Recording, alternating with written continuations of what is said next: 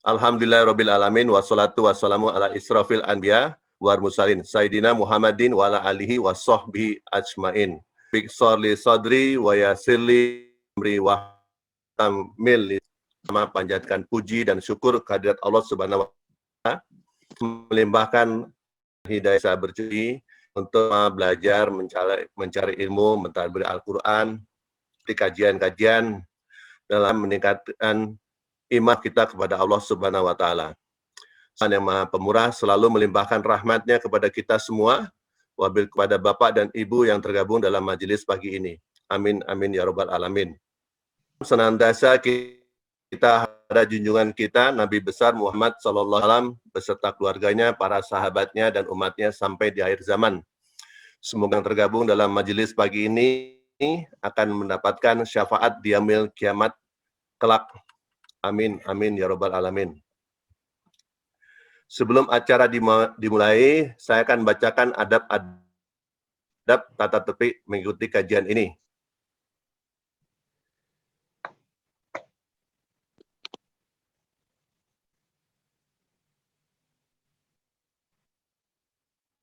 Baik.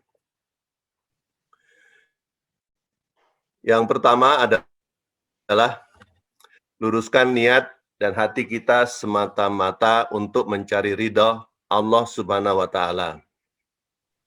Fokuskan ke dalam acara ini, ke dalam mengikuti ajian ini.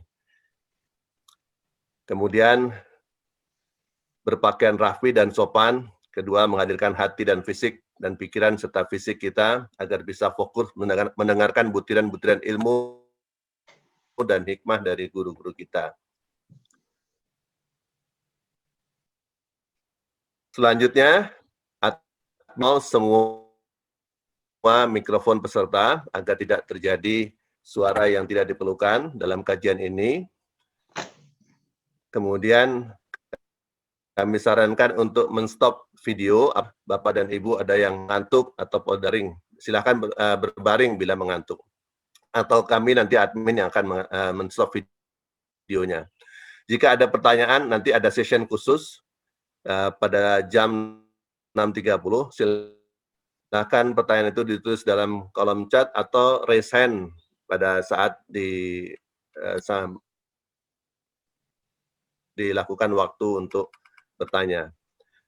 Ini alhamdulillah Bapak Ustadznya sudah hadir yang akan dibawakan oleh Ustadz kita, Bapak Guru Muhlisin Aziz, dengan tema ketika ujian menimpa manusia. Baik, untuk mempersingkat waktu, kami mohon kepada Pak Ustadz Muhlisin untuk segera menyampaikan kajiannya. Terima kasih. Baik, terima kasih Pak Redi. Bismillahirrahmanirrahim. Assalamualaikum warahmatullahi wabarakatuh. Alhamdulillahi qala fi kitabihil karim. Waalaikumsalam. Ahasiban nas ayyutraku ayyakulu wahum amanna wahum la yutrakun. Asyhadu an la ilaha illallah wa asyhadu anna Muhammadan abduhu wa rasuluh la nabiyya ba'dah. Allahumma salli wa sallim wa barik ala sayyidina wa maulana Muhammadin wa ala alihi wa ashabihi ajmain.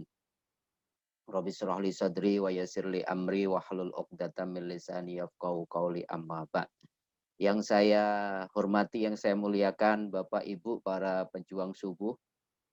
Alhamdulillah pagi hari yang penuh keberkahan ini Allah izinkan kita untuk memulai hidup baru yang Allah berikan. Karena kan Al-Quran selalu mengingatkan bahwa ketika kita tidur sesungguhnya Allah mewafatkan kita, dan ketika kita bangun sesungguhnya Allah berikan kesempatan kita untuk hari baru, ya, hadiah baru, yaitu kehidupan yang baru. Beruntunglah orang-orang yang memulai hari paginya, memulai hidup barunya dengan segala macam kebaikan. Izinkan saya mengawali kajian kita untuk kita semua para pejuang subuh dengan memberikan beberapa sabda Rasulullah yang semoga ini bisa memberikan motivasi kepada kita semua untuk kedepannya para pejuang subuh mudah-mudahan lebih banyak lagi yang bergabung Pertama, kalau kita pagi hari memulai hari dengan kebaikan, kita termasuk umat Rasulullah yang didoakan oleh Kanjeng Nabi mendapatkan keberkahan. Dalam sebuah riwayat Imam Abu Dawud, Rasulullah mengatakan Allahumma barik li ummati fi bukuriha. Rasulullah itu setiap pagi hari itu mendoakan umatnya yang memulai hari paginya dengan kebaikan. Ya Allah, berikanlah keberkahan untuk umatku pada pagi harinya. Insya Allah pagi hari ini kita mendapatkan berkah dari doa Rasulullah Shallallahu Alaihi Wasallam. Amin amin ya rabbal alamin. Yang kedua, Bapak Ibu, saudara-saudaraku para pejuang subuh, Rasulullah mengingatkan dalam sebuah riwayat Muslim mengatakan man sholal isya'a fi jamaah fa ka'annama qama nisfal lail. Barang siapa sholat isya berjamaah itu sama dengan dia sholat berjamaah atau sholat malam separuh malam. Tetapi yang lebih luar biasa, Rasulullah melanjutkan hadisnya, man sholat subha fi jamaah, barang siapa sholat subuh dengan berjamaah, faka'an nama sholal lail kullah, maka nilainya sama dengan seperti sholat malam secara utuh, yaitu sepanjang malam. Semoga hari ini kita awali dengan sholat subuh, dan kalau kita sholat subuhnya berjamaah ditulis oleh Allah seperti kita sholat subuh sholat malam secara utuh. Ya. Tidak hanya itu, saya kira Allah berikan banyak hal pada pagi hari ini. Yang ketiga, Rasulullah juga mengabarkan kepada kita riwayat Muslim. Rasulullah mengatakan, wama istama'a qaumun, tidaklah beberapa orang berkumpul min buyutin fi baitin min buyutillah, di satu rumah dari rumah-rumah Allah. Nah, rumah ini kita ganti sekarang. Barang siapa beberapa orang berkumpul lewat media Zoom, harus kita kontekskan ya. Yatluna kitaballah, kemudian membaca ayat-ayat Allah, wa yatadarrasuna, kemudian mendiskusikan ayat-ayatnya, mendiskusikannya, mentadaburinya dan sebagainya. Maka kemudian Allah akan berikan lewat hadis Rasulullah ini 4 hal, Bapak Ibu sekalian. Mudah-mudahan kita mendapatkan semua. Pertama apa? Akan anugerahkan kelompok orang yang pagi hari membaca ayat-ayat Allah, mendiskusikannya, Allah berikan ketenangan. Insya Allah kalau mengawali hari pagi dengan ketenangan, Allah dengan kebaikan, Allah akan berikan sakinah, yaitu ketenangan. Kemudian yang kedua, wa ghasyiyatuhumur rahmah, Allah akan limpahi insya Allah kita semua dengan cinta dan rahmat Allah. Tidak hanya itu, wa hafathumul malaikah, dan Allah kelilingi majelis itu. Insya Allah majelis kajian para pejuang subuh ini dikelilingi oleh malaikat. Jadi wallahi demi Allah pagi hari ini perkumpulan kita Allah turunkan malaikat mengelilingi kita, mendoakan kita, dan itu luar biasa. Dan yang keempat ini, semoga kita bergembira dengan kabar ini. Rasulullah mengatakan wadzakarahumullahu fi man indah, dan Allah kemudian membanggakan majelis-majelis ilmu seperti ini itu fi man indah, di hadapan para kekasih Allah.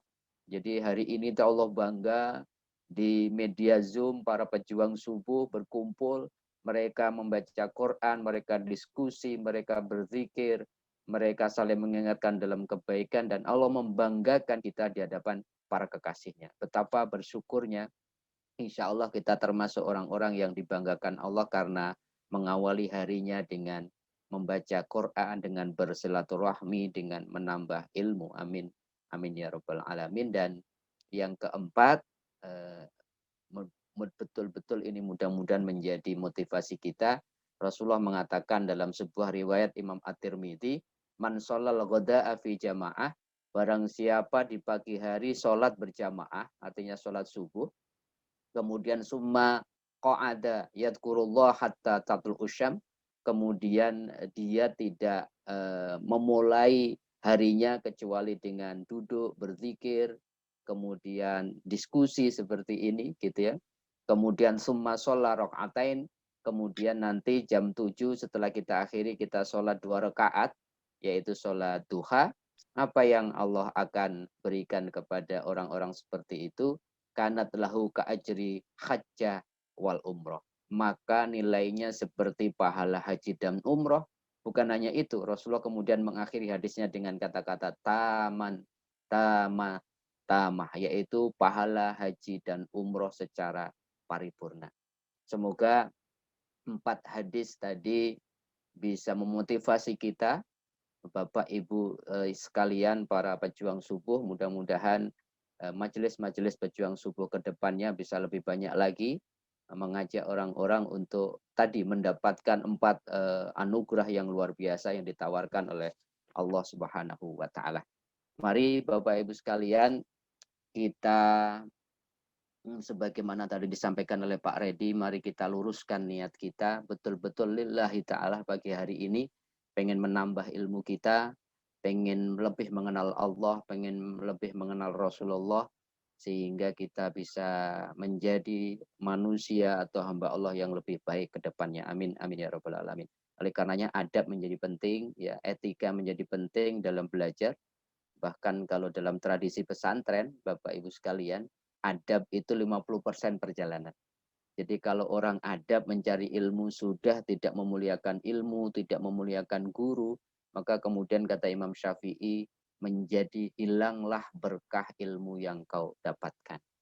Oleh karenanya mari kita awali dengan doa bersama. Semoga dengan menyapa Allah, betul-betul meluruskan niat, membeningkan hati, Allah akan berikan banyak ilmu yang manfaat bagi hari ini, pemahaman yang benar, dan insya Allah kita bisa amalkan dalam kehidupan kita sehari-hari. Amin, amin ya rabbal alamin. Mari kita bareng-bareng bersama-sama mengawali dengan membaca doa ibtida'u majelis ilmi. Semoga dengan doa ini seluruh apa yang akan kita lakukan dimudahkan, diberkahi oleh Allah Subhanahu wa taala. Mari kita hening sejenak, kemudian kita awali dengan membaca syahadat. Asyhadu an la ilaha illallah wa asyhadu anna Muhammad Rasulullah. Allahumma salli ala Sayyidina Muhammad wa ala ali Sayyidina Muhammad. Astaghfirullahal azim. Astaghfirullahal azim. Astaghfirullahal azim. Alladzi la ilaha illa huwal hayyul qayyum wa atubu ilaih.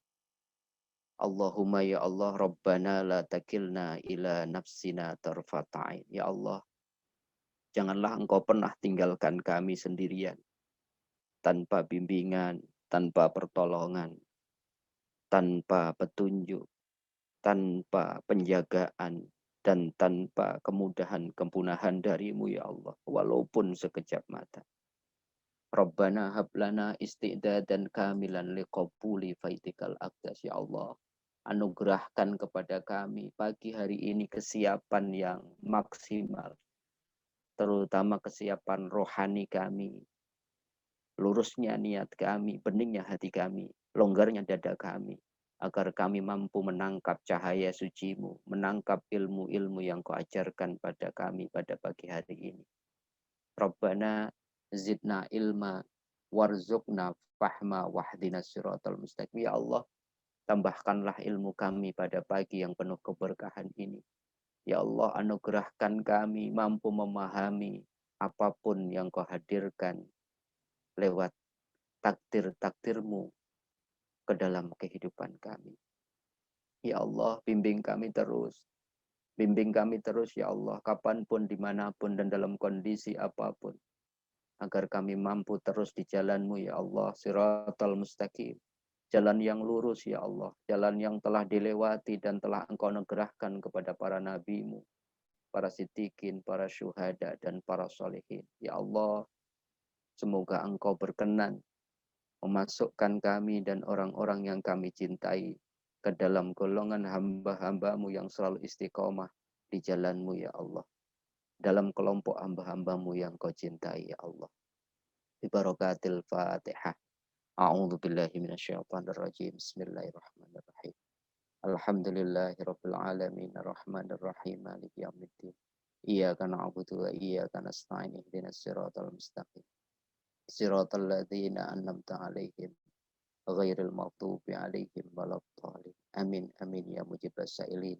Walhamdulillahirabbil alamin.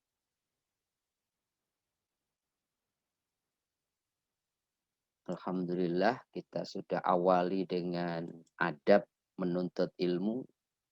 Semoga ini sudah 50% perjalanan kita belajar pagi hari ini. Mari kita sempurnakan dengan belajar bersama tentang tema yang sudah saya titipkan, yaitu ketika ujian atau cobaan menimpa manusia. Saya sudah kirim filenya lewat Pak Asril dan Pak Irwan. Mudah-mudahan nanti bisa di-share di chat ataupun di grup para pejuang subuh, sehingga kita bisa baca ulang nanti atau kita bisa sharing kepada keluarga kita, saudara-saudara kita yang pagi hari ini tidak bisa mengikuti kajian para pejuang subuh. Bapak Ibu yang dimuliakan oleh Allah, bicara tentang ujian atau cobaan menjadi penting ya, karena yang namanya hidup itu selalu diiringi dengan ujian dan cobaan. Jadi rumus pertama kalau kita bicara ujian adalah ujian itu sebuah keniscayaan hidup. Kita tidak bisa lari selama kita hidup di dunia, maka ujian dan cobaan akan silih berganti. Allah hadirkan dalam kehidupan kita. Kenapa ujian menjadi sebuah keniscayaan hidup? Karena Allah sendiri mengisyaratkan di dalam surat Al-Ankabut, surat 29 ayat 2 dan 3, Allah mengatakan Bismillahirrahmanirrahim, ahasiban nas ayyudraku ayyakulu amanna fahum la yuftanun. Kira-kira Allah ingin mengatakan, janganlah kalian mengira, kalian dibiarkan mengatakan amanna, saya percaya kepada Allah, saya beriman kepada Allah, kemudian fahum la yuftanun. Kemudian pengakuan kita bahwa kita beriman kepada Allah itu tidak diuji oleh Allah. Dan ternyata ujian dan cobaan itu tidak hanya berlaku bagi kita umat Rasulullah SAW, tetapi Allah mengatakan walaqad fatannal ladzina min qablihim. Dan sungguh umat-umat sebelum Nabi Muhammad SAW juga telah diuji. Masing-masing semuanya telah diuji. Umat-umat dari Nabi Adam sampai Nabi Isa alaihissalam telah diuji. Kenapa Allah menguji keimanan seseorang?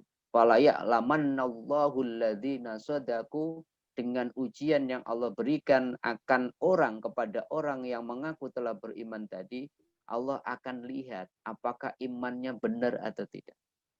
Apakah ketika diuji dengan sesuatu, dengan kekurangan, dengan kegagalan, dengan sakit, dengan pandemi, dengan apapun, apakah masih yakin sama Allah? Ataukah sebaliknya, walaya'lamannal kadhibin. Ada orang-orang yang imannya baru muncul ketika seluruh keinginan-keinginannya dipenuhi. Iman kita itu iman yang shadiq, iman yang benar, ataukah iman yang bohong? Iman yang bohong itu baru ngaku Allah Maha Baik kalau seluruh keinginan, seluruh doa-doanya dikabulkan. Ya Allah, Allah Maha Baik, ya rezekinya lancar, keinginan-keinginannya yang bersifat duniawi dikabulkan, anak-anaknya luar biasa soleh-soleha. Wah, itu siapapun bisa mengucapkan dengan mudah mengatakan Allah Maha Baik. Tetapi apakah kita masih yakin Allah Maha Baik ketika ujian datang dalam bentuk sesuatu yang tidak kita harapkan? Maka ujian pertama adalah sebagai sebuah sebuah indikator yang ingin dilihat oleh Allah, apakah iman kita iman yang shadiq, apakah kita selalu mengatakan shadaqallahul adzim, ataukah kemudian kita bahkan lari dari Allah ketika keinginan-keinginan kita kemudian ditunda saja oleh Allah, atau kemudian Allah hadirkan ujian sesuatu yang tidak menyenangkan. Jadi poin pertama Bapak Ibu sekalian, ujian itu keniscayaan. Semua kita tidak akan pernah bisa lari, tidak akan pernah bisa terlepas dari ujian selama kita hidup di dunia. Itu yang pertama. Yang kedua, kita akan bicara tentang bentuk-bentuk ujian. Apa saja sih Allah itu menguji kita dalam bentuk apa saja? Ternyata kita harus mengatakan, saya harus mengatakan, ada hal yang cukup menarik. Yang pertama Allah mengatakan, ternyata Bapak Ibu sekalian, Allah menguji kita itu dengan kebaikan dan sebaliknya. Susah dan senang itu nilainya sama di mata Allah. Sehat dan sakit itu nilainya sama. Orang berkelebihan harta atau sebaliknya berkekurangan itu nilainya sama. Sama-sama ujian dari Allah. Karena selama ini kalau kita dengar kata ujian, itu kan sesuatu yang tidak kita harapkan.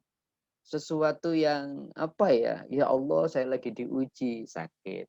Ya Allah, saya lagi diuji, mau ya sabar ya, kamu lagi diuji sama Allah. Ada kematian. Sabar ya, kamu lagi diuji oleh Allah. Rumah tangganya kemudian kurang harmonis, ya Allah. Semoga kamu sabar ya menerima ujian, anak-anaknya kemudian tidak seperti harapkan. Selalu yang muncul di benak kita ketika dengar kata ujian itu sesuatu yang tidak baik, sesuatu yang tidak kita harapkan. Ternyata Allah sendiri dalam surat Al-Anbiya ayat 35 mengatakan kullu nafsin dha'iqatul maut. Segala yang berjiwa itu pasti akan mengalami kematian, dan ini yang menarik. Allah kemudian melanjutkan ayatnya dengan kalimat wa nabluukum bisyarri wal khairi fitnah, dan kami akan menguji kalian semua bil syarri dengan keburukan, wal khairi dan kebaikan, sebagai apa? Sebagai fitnah. Fitnah itu Bapak Ibu yang dimuliakan oleh Allah dalam bahasa Arab itu adalah ujian yang berat. Tapi bahasa Indonesia sekarang malah jadi sesuatu yang negatif ya. Ternyata fitnah itu netral. Jadi keburukan dan kebaikan itu ditimpakan Allah buat manusia sebagai fitnah, sebagai ujian berat. Wa ilaina turja'un, dan kepada kamilah, kepada akulah kata Allah, kalian semua akan dikembalikan. Ini menurut saya perspektif yang menarik ya, yang harus kita rubah dalam cara berpikir kita.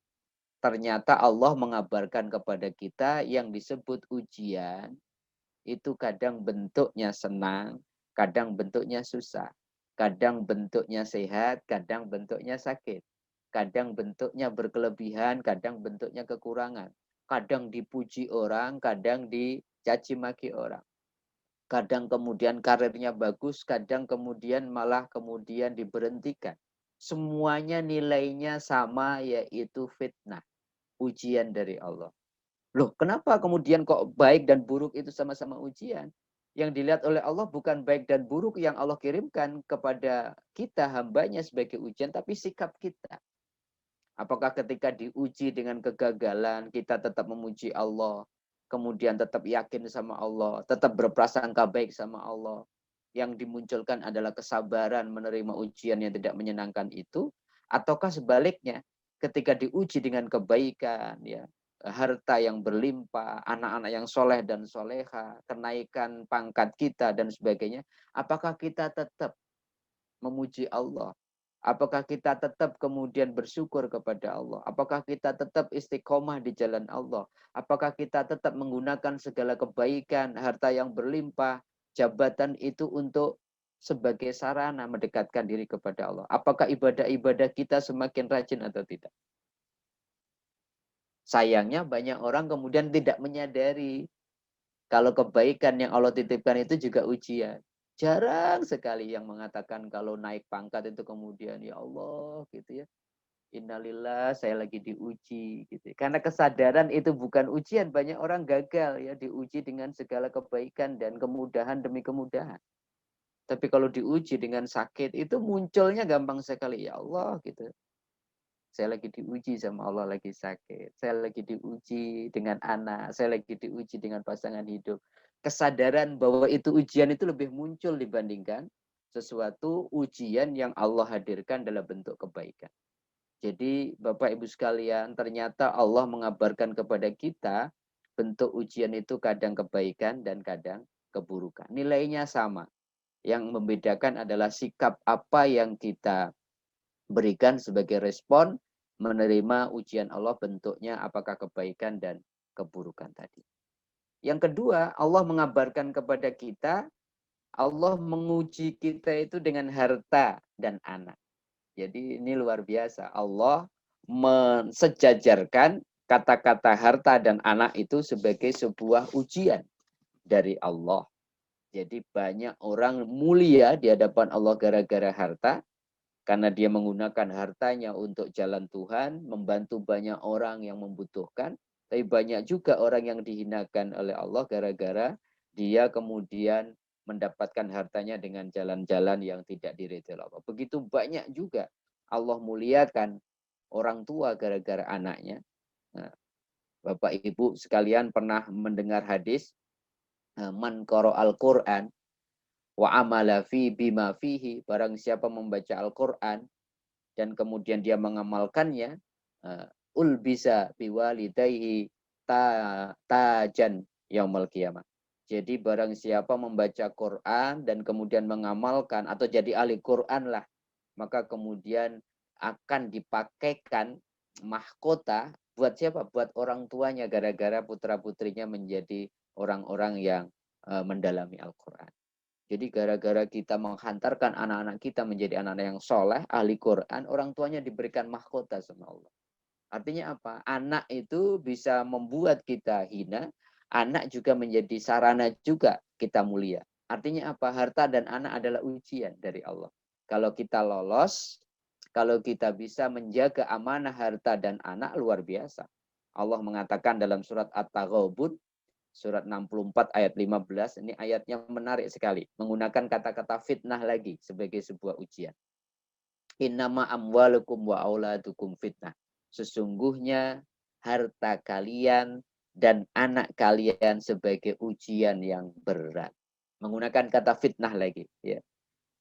Sesungguhnya harta dan anak adalah ujian bagi kalian, tetapi di balik fitnah atau ujian yang berat yang Allah tawarkan kepada manusia berupa harta dan anak itu, ayat itu diakhiri dengan sebuah janji dari Allah, wallahu indahu ajrun adzim, dan di sisi Allah ada reward yang besar, ada pahala yang besar bagi siapapun yang lolos, yang lulus ujian dalam bentuk harta dan anak.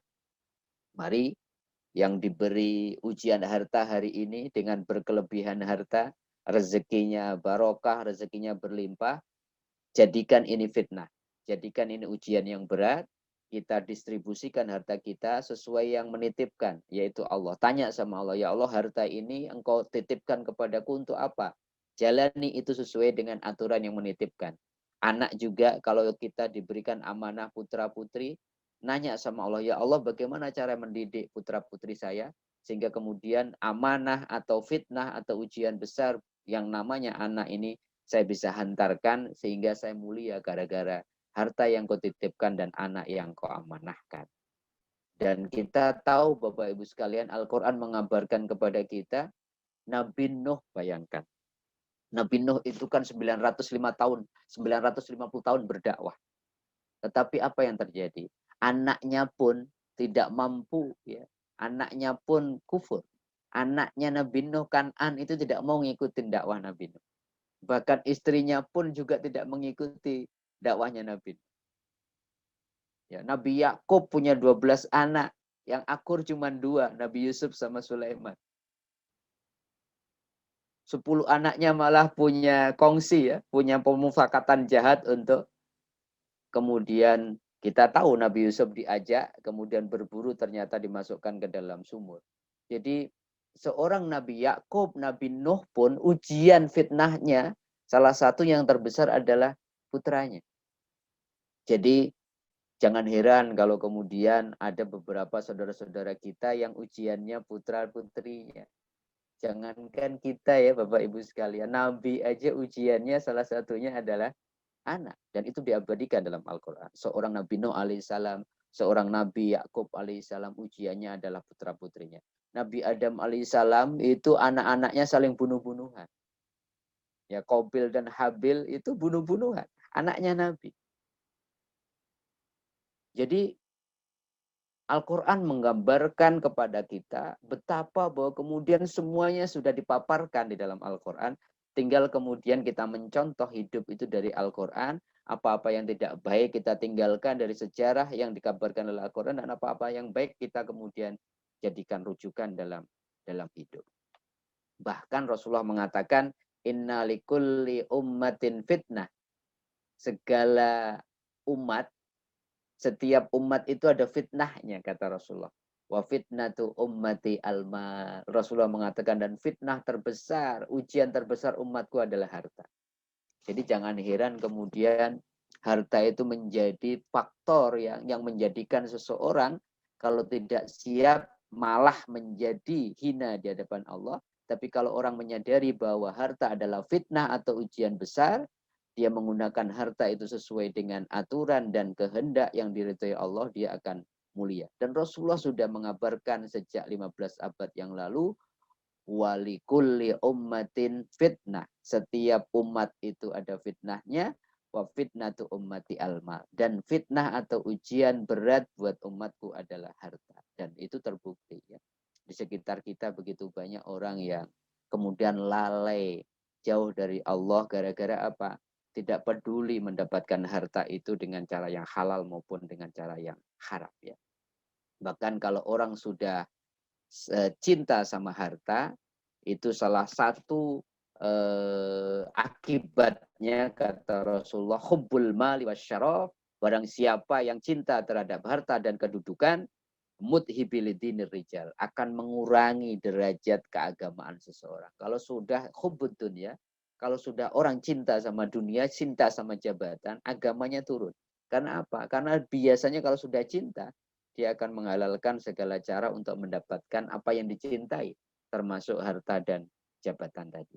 Itu yang kedua ya, Bapak Ibu sekalian, Allah memberikan kita kabar, Allah menguji kita dalam bentuk harta dan anak, dengan segala konsekuensi dan contoh tadi yang dikabarkan dalam Al-Quran. Yang ketiga, ini saya harus sampaikan ya.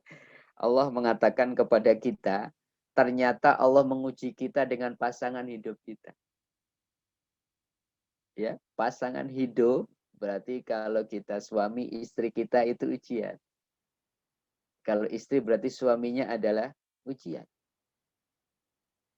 Allah mengatakan dalam sebuah ayat, dalam surat At-Taghabun, tadi ayat 15 anak dan harta, ini surat 14, ayat 14 surat yang sama, mengatakan, ya ayyuhalladzina amanu, hai orang-orang yang beriman, inna min azwajikum wa auladikum aduwwal lakum. Sesungguhnya pasangan kalian, anak-anak kalian itu musuh bagi kalian. Oh, ini apa ini ya? Kok Al-Quran mengatakan anak dan pasangan kita itu musuh. Musuh itu dalam arti bukan kemudian habis pengajian pejuang subuh ini kita punya persepsi, wah berarti pasangan saya musuh nih, anak-anak saya musuh. Tidak. Ini sebagai sebuah indar ya, sebuah peringatan buat kita bahwa hati-hati anak dan pasangan kita ini kalau tidak kita sikapi dengan sikap yang bijak, itu bisa menjadikan apa? Musuh itu dalam arti frekuensinya berbeda dengan kita, malah menghambat perjalanan kita untuk dekat sama Allah. Maka Allah katakan, fahdaruhum, hati-hati memperlakukan pasangan dan anak. Bukan dimusuhi, tapi justru hati-hati karena apa? Karena ini punya potensi.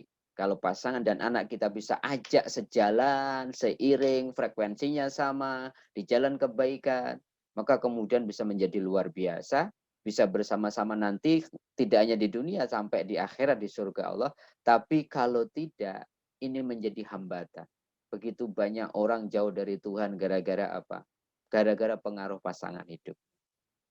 Banyak orang kemudian harus mengorbankan integritas, kejujurannya gara-gara apa? Gara-gara ingin memberikan yang terbaik kepada putra-putrinya tapi dengan jalan yang salah. Hati-hati ya. Banyak orang mulia gara-gara pasangan, banyak orang hina gara-gara anak, tetapi juga sebaliknya. Banyak orang kemudian dimuliakan gara-gara anak, tapi kemudian banyak orang kemudian dihinakan gara-gara pasangan. Dan Al-Quran mengabarkan secara jelas kabar ini dengan contoh-contohnya. Mari kita lihat. Nabi Nuh sama Nabi Lut. Itu ujiannya pasangannya sendiri, Bapak Ibu. Nabi loh. Nabi Nuh 950 tahun, Nabi Lut juga seorang nabi dan rasul, tetapi pasangannya semuanya kufur sama Allah. Menentang. Nabi Lut itu istrinya malah senang sesama jenis. Jadi kalau kita curhat ya, dapat teman kemudian pasang masalah terbesar jihadnya adalah di rumah sendiri, ya wajar saja. Jadi Allah kadang-kadang itu tidak usah menyuruh kita jihad jauh-jauh. Jihadnya di rumah aja. Karena apa? Ujian terberatnya adalah pasangan dan anak-anaknya. Dan itu pernah dialami. Bukan saja kita sebagai orang yang beriman, yang masih pengen menjadi lebih baik, tapi apa? Oleh para nabi. Diabadikan dalam Al-Quran. Nabi Nuh, Nabi Lut, itu istrinya adalah orang-orang yang tidak percaya sama Allah, bahkan menentang para nabi yang notabene adalah suaminya sendiri. Jadi pada saat yang berbeda, kita kenal seorang Asiyah binti Muzahim. Asiyah binti Muzahim itu Bapak Ibu sekalian tahukah siapa dia? Dia adalah istrinya Fir'aun. Jadi di satu sisi kita dicontohkan oleh Allah, ekstrim ya. Nabi Nuh, Nabi Lut, istrinya kufur. Tidak mau ikut. Tidak mau nurut suaminya. Tapi pada sisi yang lain, seorang Asiyah binti Muzahim, solehah, tapi ujian terberatnya adalah suaminya sendiri. Fir'aun yang ngaku Tuhan. Jadi masing-masing ternyata ada contoh di dalam Al-Quran. Jadi bagi para ibu, para istri yang ujian terberatnya suaminya, contohlah Asiyah binti Muzahim yang tetap sabar, yang tetap yakin sama Allah, yang tetap istiqomah menjalani hidup walaupun suaminya terus kemudian mengajak dia kufur, suaminya bahkan ngaku Tuhan, musuh terbesarnya Musa alaihissalam. Tapi bagi bapak-bapak, bagi para suami yang sudah mengajak istrinya untuk jalan kebaikan, subuh bersama, ikut pejuang subuh dan sebagainya, tapi kemudian belum memberikan respon yang baik, ya contohlah kesabaran Nabi Nuh, contohlah kesabaran Nabi Lut, bahwa istri-istri mereka pun juga kemudian tidak mengikuti. Yang penting apa? Yang penting kita jadikan para pasangan kita, kemudian anak-anak kita sebagai medan dakwah kita. Ku anfusakum wa ahlikum nar. Jadi jagalah dirimu dulu, dakwah pada diri kita, kemudian keluarga kita dulu. Jadi nggak usah jauh-jauh, baru kemudian melebar ke tetangga kita, ke sahabat kita, dan sebagainya. Ini luar biasa ya. Ternyata Allah mengabarkan ujian itu bentuknya adalah pasangan hidup kita. Yang keempat, Bapak Ibu sekalian, ini yang selalu kita dapatkan hari ini, termasuk hari ini, yaitu Allah menguji kita dengan ketakutan. Ya. Allah menguji kita dengan kelaparan. Allah menguji kita dengan kekurangan harta. Allah menguji kita dengan kekurangan jiwa atau apa, kehilangan jiwa, ya, ditinggal orang yang kita cintai, wafat dan sebagainya. Dan ini saya kira ayat yang populer sekali, sering kita dengar. Walanabluwannakum bisyai'im minal khauf. Sungguh Allah akan menguji kita dengan ketakutan, dengan kelaparan, wanaqsim minal amwal, kita kekurangan harta dan sebagainya. Kita tahu ya, di awal-awal COVID-19 ujiannya adalah ketakutan ya. Semua orang kemudian paranoid dengan COVID dan sebagainya. Orang takut kelaparan sehingga kemudian dia korupsi, dia takut kekurangan harta sehingga dia bakhil ya, dia pelit, dia takut menghadapi kematian. Banyak orang yang curhat sama saya itu sampai nggak bisa tidur gitu karena takut mati dan sebagainya.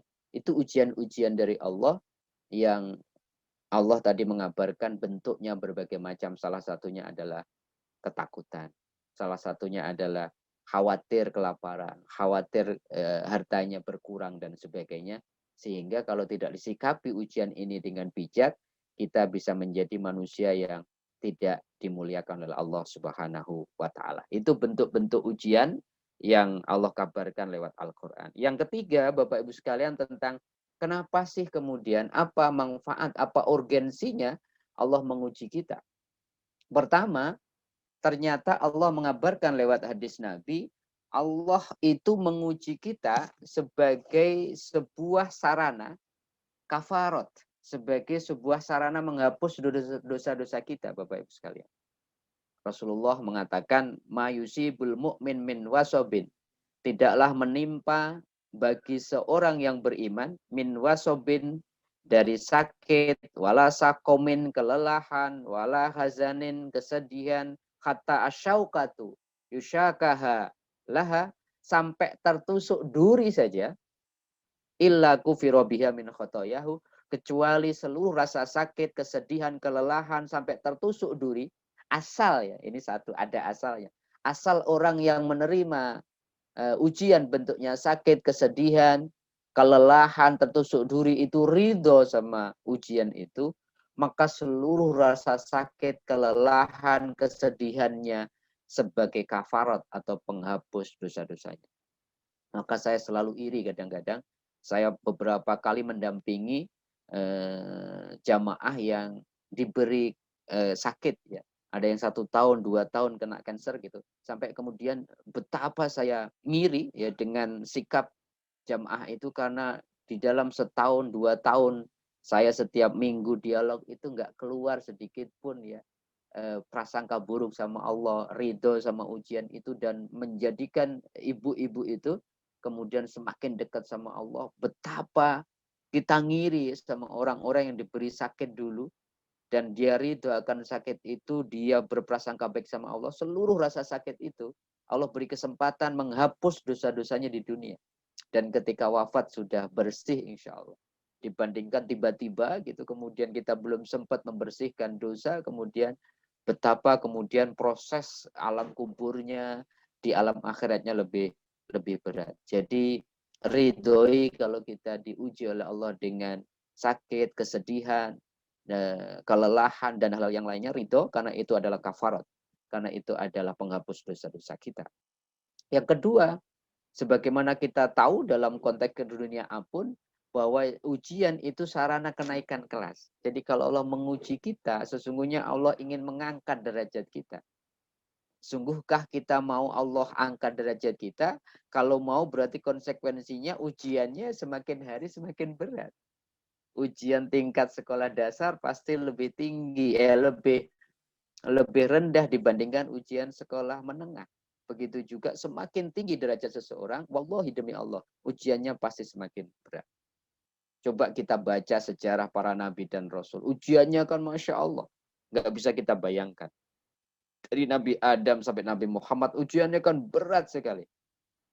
Karena apa? Karena derajatnya juga tinggi sekali di hadapan Allah Subhanahu wa taala. Bahkan Allah mengatakan dalam sebuah hadis lewat lisan Nabi riwayat Bukhari, "Mayyuridillahu bi khairan yusib minhu." Barang siapa yang Allah kehendaki orang itu menjadi orang baik, Allah akan uji orang. Nah, mau nggak kita kemudian dinaikkan kelas kita oleh Allah, derajat kita oleh Allah? Kalau mau berarti kita siap, ujiannya juga semakin berat. Ujiannya semakin membuat keimanan kita menjadi struggle gitu, menjadi kokoh gitu. Dan kita harus siap dengan itu. Karena di dalam hadis yang lain riwayat Imam Al-Bukhari, Imam Al-Bayhaqi, Rasulullah mengatakan, "Idza ahabballahu 'abdan ibtala." Jika Allah mencintai hambanya, Allah akan uji hambanya itu terus-menerus, liyasma'a tadarru'a. Karena apa? Allah tuh pengen selalu mendengarkan munajat, mendengarkan tangisan, mendengarkan doa-doa dari orang yang dicintai, sehingga Allah uji terus. Maka para wali, para ulama, para kekasih Allah, para nabi, para rasul itu ujiannya luar biasa Bapak Ibu sekalian. Nah, pertanyaannya, maukah kita diuji oleh Allah dengan ujian yang lebih tinggi, lebih berat? Karena apa? Karena itu akan meningkatkan derajat kita di mata Allah Subhanahu wa taala. Yang ketiga, Allah mengabarkan kepada kita yang namanya ujian dan cobaan itu sejatinya ya, hakikatnya adalah cara Allah untuk apa? Memanggil kita. Untuk apa? Untuk kembali lagi kepada Allah. Allah itu rindu hamba-hambanya yang lari dari Allah. Allah tuh selalu pengen hamba-hambanya kembali lagi. Ayo kembali. Wasari'u ila maghfirah. Ayo cepat-cepat kembali kepadaku. Maka kemudian banyak ayat-ayat Al-Quran yang mengabarkan banyak orang menemukan titik balik ketemu Allah lagi dalam kondisi susah. Dibandingkan dalam kondisi semuanya lancar. Misalkan kita baca surat Ar-Rum ayat 33 Bapak Ibu sekalian. Allah katakan wa idza masannasa dzurrun da'a rabbahum munibina ilaihi. Ketika manusia diuji dengan kegagalan, dengan sakit ya, dengan semua orang meninggalkan dia atau ujian-ujian yang tidak menyenangkan, biasanya apa? Da'au rabbahum munibin. Orang itu datang kepada Allah dengan kesungguhan, dengan tangisan, dengan munajatnya. Tetapi apa? Tsumma idza adaqahum minhu rahmatan. Tetapi ketika semua keluh kesah ujian itu sudah mulai diberikan jalan terang oleh Allah, diberikan jalan keluar, idza fariqum minhum bi rabbihim yusyrikun. Biasanya orang lupa lagi. Jadi kalau susah itu dekat-dekat sama Allah gitu ya, doanya khusyuk dan sebagainya. Tetapi Al-Quran mengabarkan kalau semuanya diberikan jalan, semuanya sudah diberikan jalan keluar, diberikan solusi oleh Allah, biasanya orang sering lupa. Maka saya selalu mengatakan ujian adalah lambaian cinta Allah agar hamba-hambanya kembali kepadanya.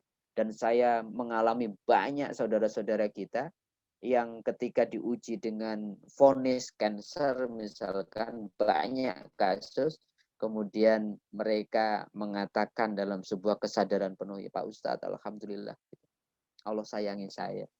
Allah berikan saya kesempatan untuk lebih dekat sama Allah. Saya nggak lihat ini sebagai adab dari Allah, tapi ini wujud kasih sayang Allah. Saya diberi kesempatan untuk lebih dekat sama Allah. Bahkan ada satu ibu-ibu, Bapak Ibu sekalian, ketika divonis cancer, ibu itu mengatakan kepada saya, Allah, Pak Ustadz, saya ridho kalau dengan sakit ini membuat suami saya, putra-putri cucu saya, itu bisa dekat dengan Allah. Sehingga kemudian ibu itu selama cancer setiap Sabtu itu mengumpulkan seluruh keluarganya untuk ngaji bareng. Biasanya kemudian mereka tidak jarang sekali berkumpul, jadi semakin dekat, semakin rukun. Beliau senang sekali cerita suaminya menjadi setiap malam gitu bersujud gitu ya. Semakin dekat sama Allah. Nah, itu yang mestinya kita lakukan sebagai sebuah sikap ketika kita menghadapi ujian dan cobaan. Itulah bentuk-bentuk manfaat dan kenapa Allah menguji kita dengan berbagai macam bentuk ujian dan cobaan. Nah, terakhir Bapak Ibu sekalian ini yang penting ya. Bagaimana Islam mengajarkan kepada kita mensikapi ya. Sikap apa yang terbaik yang ditawarkan Quran, yang dicontohkan Rasulullah ketika kita menghadapi ujian. Sehingga kemudian dengan ujian yang Allah tawarkan, yang Allah hadirkan dalam kehidupan kita, kita tetap menjadi manusia yang kemudian mulia di hadapan Allah. Pertama Bapak Ibu sekalian, kalau ujian datang, sikap yang awal adalah ridho, iman dan ridho. Maknanya apa? Terima dulu. Banyak orang merijek ujian yang sudah datang. Sebab kalau kita tolak, kita reject, berat ujiannya. Diterima dulu, sakit sudah datang, kegagalan sudah datang. Diterima dulu. Kenapa kita harus iman dan ridho? Karena tidak bisa kita tolak. Ujian itu sudah ditulis sama Allah di Lauhil Mahfuz. Dalam surat Al-Hadid Allah katakan ma'asoba min musibatin fil ardi wala fi anfusikum. Apapun yang terjadi di dunia ini termasuk yang terjadi pada kalian semua kata Allah. Semuanya itu sudah ditulis. Illa fi kitabin min qabli an nabru'aha. Semuanya sudah ada di dalam catatan Lauhul Mahfuz Allah. Oleh karenanya sikap yang terbaik adalah apa? Terima. Imani bahwa itu sudah terjadi, sudah ditentukan oleh Allah, baru kemudian kita ridho. Apa itu ridho Bapak Ibu? Ridho itu terima dengan senang hati, tanpa catatan. Kalau bisa nggak pakai footnote ya. Ya banyak kan kemudian ridhonya itu separuh. Gitu. Ya Allah, gitu saya terima sakitnya. Tapi, ya, tapinya ini yang bikin kemudian kita menjalani ujian lebih berat. Pakai catatan. Tapi ya Allah jangan sekarang. Kenapa sekarang sih saya udah janji sama teman-teman mau jalan bareng. Kenapa sakitnya sekarang? Gitu. Seakan-akan tanpa sadar kita men-challenge ya takdir yang Allah hadirkan dengan ilmu yang terbatas ini. Sehingga kalau nanti kita sering mempertanyakan keputusan Tuhan tidak ridho secara total, jatuhnya kemana nih? Jatuhnya berprasangka buruk. Maka level pertama, dasar utama adalah iman dan ridho. Imani bahwa ini keputusan Tuhan, ridhoi artinya terima 100% tanpa catatan. Ini idealnya. Sebab kalau kita sudah melakukan yang pertama, yang kedua menjadi mudah. Apa itu? Menjadikan kita bisa terus berprasangka baik atas apapun yang Allah hadirkan. Kita terus bisa husnudon. Syukur-syukur Allah berikan kita kemampuan mengambil hikmah dari ujian yang Allah hadirkan. Karena Allah itu Rabbana ma khalaqta hadza batila. Allah itu tidak pernah menghadirkan apapun, bentuknya apapun tanpa makna. Pasti ada pesan yang Allah ingin hadirkan. Dan itu hanya bisa diambil oleh orang-orang yang ridho, yang kemudian menerima ujian itu dan berprasangka baik. Kenapa prasangka baik menjadi penting? Al-Baqarah 216 mengabarkan kepada kita sikap prasangka itu sikap yang terbaik atau satu-satunya pilihan. Kalau kita mau menjadi manusia yang mulia. Asa antakrohu syai'an fahuwa khairul lakum. Wa asa antukhibbu syai'an fahuwa syarul lakum. Boleh jadi yang kita anggap baik itu tidak baik menurut Allah, Bapak Ibu. Boleh jadi yang kita tidak sukai, menurut Allah itu terbaik buat kita. Kenapa kita harus berprasangka baik? Ayat 216 itu diakhiri dengan sebuah kalimat yang menyadarkan kita, wallahu ya'lamu wa antum la ta'lamun. Karena Allah yang lebih tahu kondisi kita dibandingkan kita. Ilmu kita itu sangat terbatas untuk men-challenge takdir-takdir Allah, bahkan kemudian mempertanyakan takdir Allah. Atau bahkan lebih buruk lagi, kita berprasangka buruk sama Allah. Maka pilihannya adalah prasangkai dengan prasangka baik apapun yang Allah hadirkan. Ridhoi itu sehingga kita mohon sama Allah, ya Allah, kabarkan kepadaku hikmah apa, pelajaran apa yang ingin kau hadirkan lewat ujian sakit, lewat ujian kegagalan, lewat ujian anak-anakku yang tidak sesuai dengan harapanku dan sebagainya. Baru kemudian yang ketiga, Bapak Ibu sekalian, baru sabar dan sholat. Allah katakan wasta'inu bisobri wassalat. Mintalah tolong kepadaku kalau dapat ujian, kata Allah, dengan sabar dan sholat. Maka jangan heran, Rasulullah mengajarkan banyak sholat-sholat sunnah, itu sebenarnya adalah sholat sunnah yang diajarkan oleh Rasulullah agar kita bisa keluar dari apapun masalah kita. Lagi bingung, ada sholat istikharah. Ada rezeki yang pengen kita lebih lancar, ada sholat duha. Ada keperluan, ada sholat hajat. Ya. Kita pengen taubat, ada sholat taubat. Ya. Kalau kita pengen dibersihkan hati kita, ada sholat tasbih. Pengen diangkat derajatnya, ada sholat tahajud. Semua sholat-sholat sunnah, bahkan minta ujian, ada istisqa dan sebagainya. Jadi tawaran-tawaran yang dicontohkan Rasulullah sesungguhnya sudah sangat lengkap. Tinggal mau nggak kita kemudian menjalani ujian itu dengan sabar dulu, terima dulu, baru kemudian ambil air wudhu, memohon kepada Allah lewat sholat, sehingga Allah keluarkan kita dari berbagai macam ujian dan cobaan. Yang keempat, ayo kita berdamai dengan ujian Allah. Siap menerima apapun yang ditawarkan Allah kepada kita. Banyak orang kemudian tidak mau berdamai dengan ujian. Sehingga berat sekali. Ujiannya sudah hadir, malah di-reject, malah ditolak. Dia nggak mau, bahkan menyalahkan semua orang, menyalahkan diri sendiri. Banyak orang yang bunuh diri, menyalahkan orang tuanya, menyalahkan lingkungannya. Karena apa? Dia nggak berdamai dengan ujian dan cobaan yang ditawarkan, dihadirkan Allah kepada dirinya, sehingga dia tidak bisa memaafkan dirinya, bahkan menyalahkan banyak orang. Dan itu berat kalau orang tidak mampu berdamai dengan ujian dan cobaan yang Allah hadirkan. Baru kemudian yang kelima, kita terus berpikir positif kepada Allah, tetap optimis, tetap berikhtiar dengan semampu kita, karena Allah juga mengatakan Allah tidak akan pernah merubah nasib satu kaum sebelum kaum itu mau merubah dirinya sendiri. Artinya apa? Orang yang beriman itu punya karakter kuat, namanya optimisme. Optimisme itu apa? Sebuah prasangka baik kepada Allah, bahwa Allah akan memberikan yang terbaik kepada dirinya. Tidak boleh putus asa. Nabi Yakub 20 tahun terpisah dari Yusuf, tetapi setiap hari memerintahkan kepada anak-anaknya, carilah cerita, carilah informasi tentang Yusuf. Jangan kau pernah berputus asa, karena putus asa hanyalah sifat orang-orang yang kafir. Nabi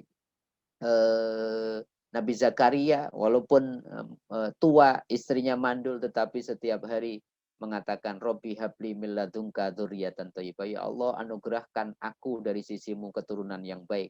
Dan alhamdulillah kita tahu ya ceritanya Nabi Zakaria, walaupun istrinya mandul, dia tua, dia dapat kabar seorang anak yang jadi nabi juga, Nabi Yahya. Karena apa? Optimisme.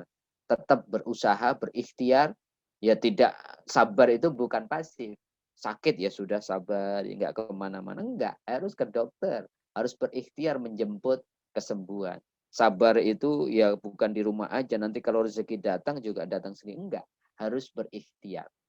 Dan yang terakhir, Bapak Ibu sekalian, kalau ujian datang kepada kita, yang terus kita harus perbanyak adalah apa? Nyapa Allah, banyakin zikir sama Allah, banyakin istighfar sama Allah. Karena dengan itu memperkuat rohani kita, sehingga sebesar apapun cobaan itu, kita akan mampu kemudian menerimanya dengan prasangka baik dan kemudian tetap menjadi mulia.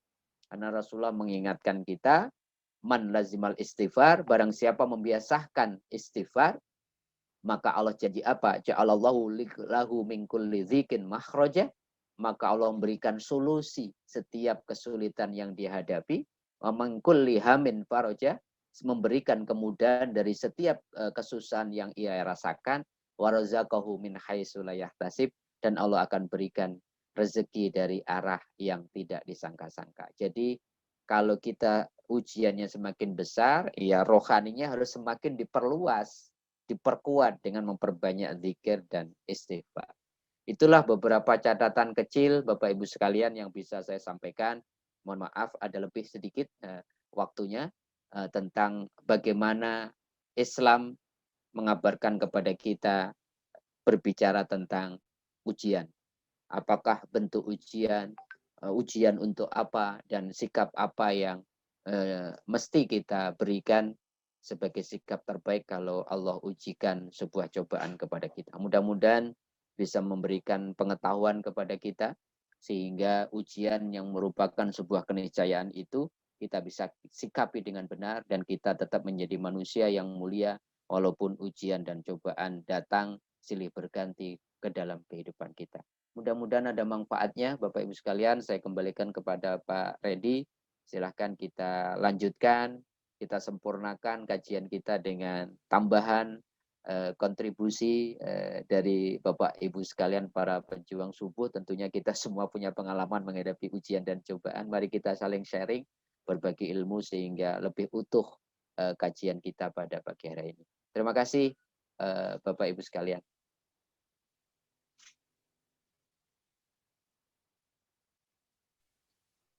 Alhamdulillah.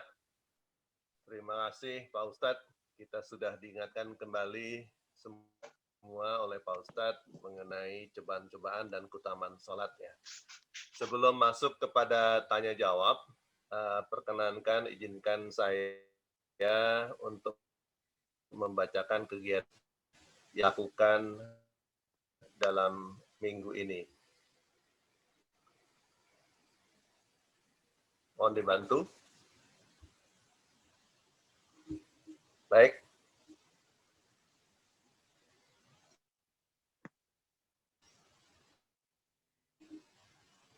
Setelah kegiatan hari Jumat, hari lusa, Jumat pagi, kami setiap pagi dimulai dari jam 5 pagi sampai baca Al-Quran secara tartil yang akan dibawakan dan dipimpin oleh Kiai Haji Dr. Andes Uci Armisi. Selanjutnya malam, Jumat malam, jam 8 malam 30, ada kajian keluarga sakinah yang dibawakan oleh Ustazah Dr. Haji Ulfatmi Amir Irsyah. Tema rahasia peran keluarga dalam kesuksesan Wardah. Jadi akan ada bintang tamu yaitu Dr. Nurbayati Subakat, CEO dari Paragon, dan yang Paragon dengan produknya Wardah. Selanjutnya, Pak Syahid.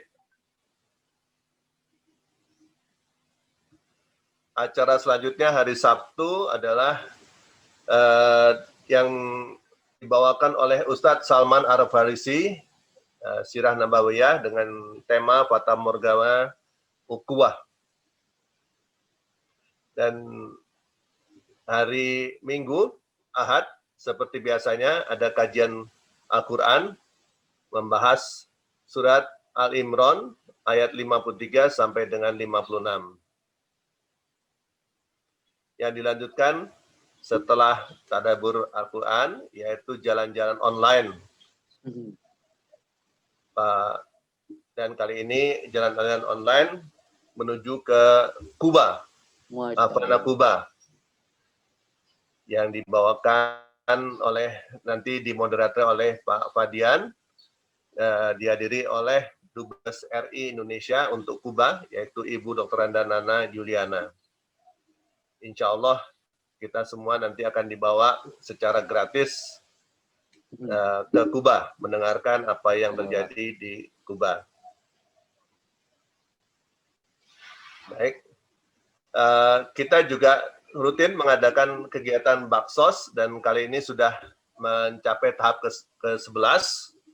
Baksos ini kerjasama antara Pejuang Subuh Pondok Indah, Masjid Pondok Indah dengan Dinas Sosial DKI dan juga dengan Bapak-Ibu yang lain. Jika ada Bapak-Bapak dan Ibu yang ingin memberikan sedekah untuk Baksos ataupun untuk kegiatan kajian ini, maka dapat mentransfer langsung ke rekening Pejuang Subuh Masjid Raya Pondok Indah di Bank Syariah Indonesia dengan nomor 7220201001 atau bisa mengkontak langsung dengan Bapak Irwan Prima Aditya di 0811 828 246.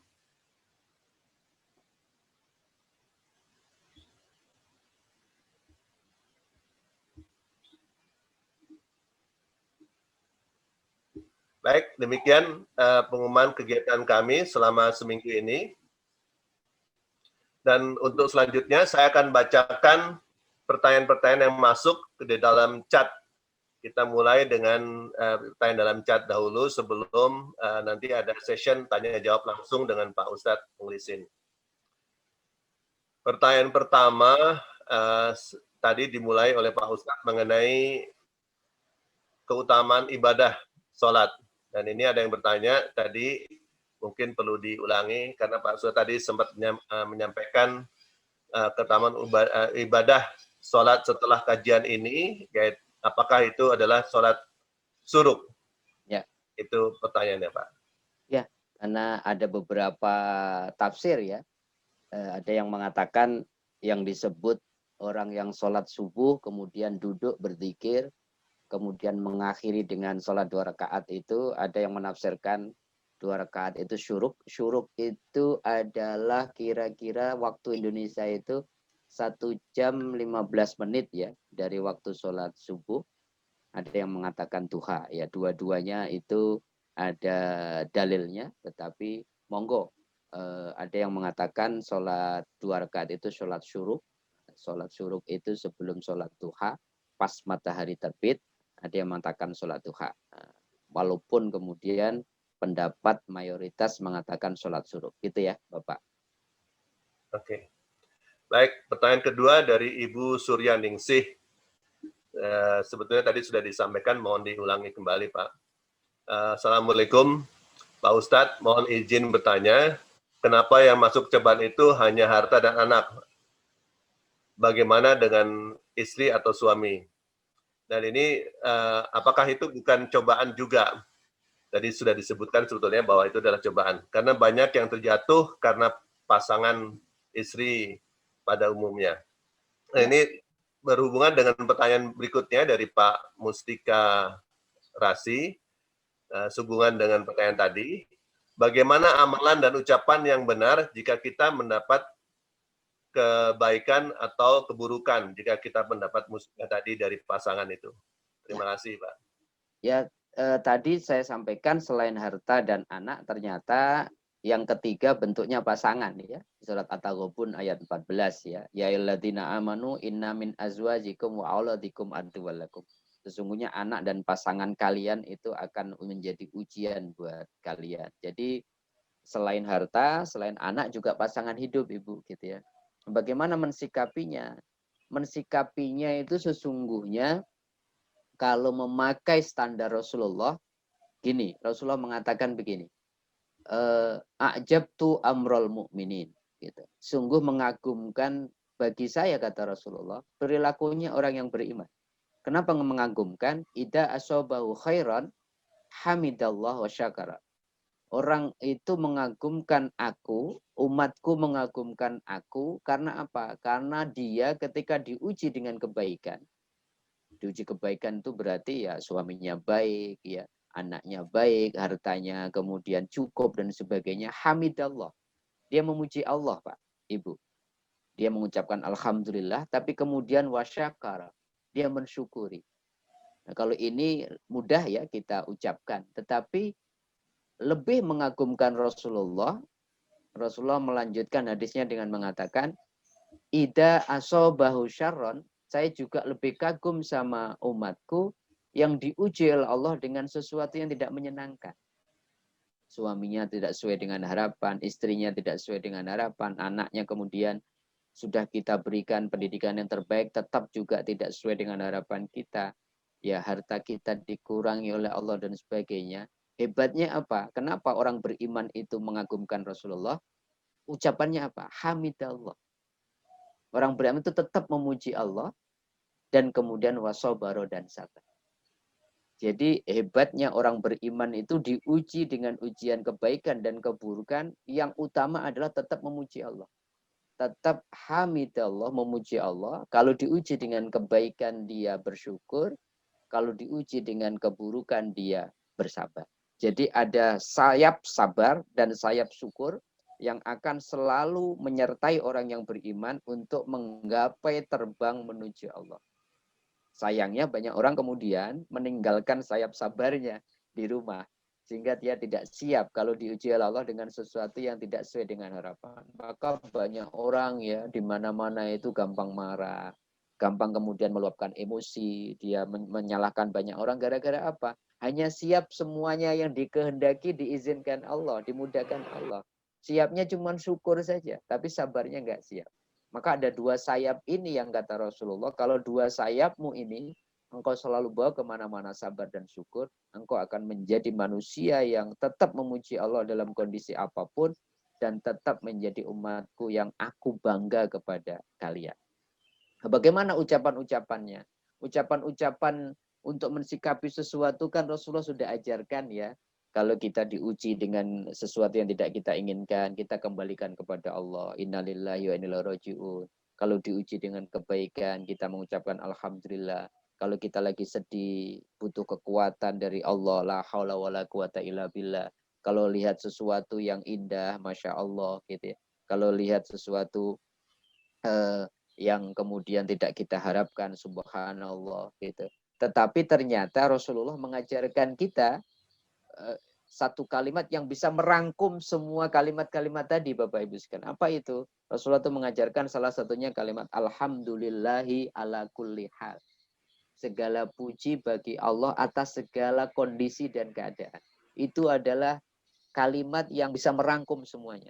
Mau lagi kondisi apapun, daripada kita bingung-bingung apa ya sikap yang terbaik, ucapannya langsung aja disikapi dulu dengan ucapan yang bisa mewakili semuanya. Apa? Alhamdulillahi ala kulli hal. Segala puji bagi Allah atas segala kondisi dan keadaan. Karena apa?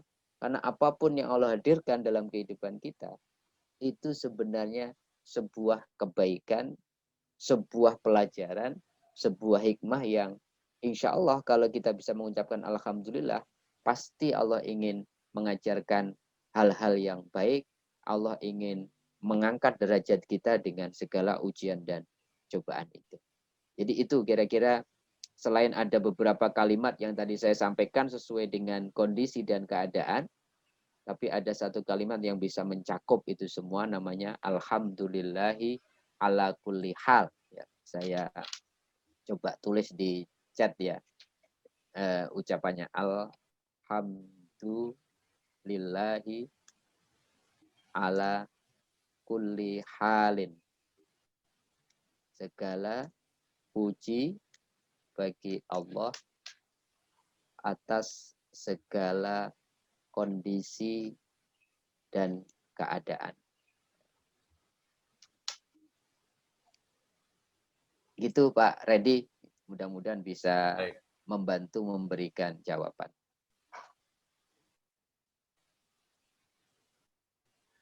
Baik, ini masih pertanyaan yang berhubungan dengan tema topik hari ini mengenai ujian dan bagaimana menyikapi. Pertanyaan dari hamba Allah,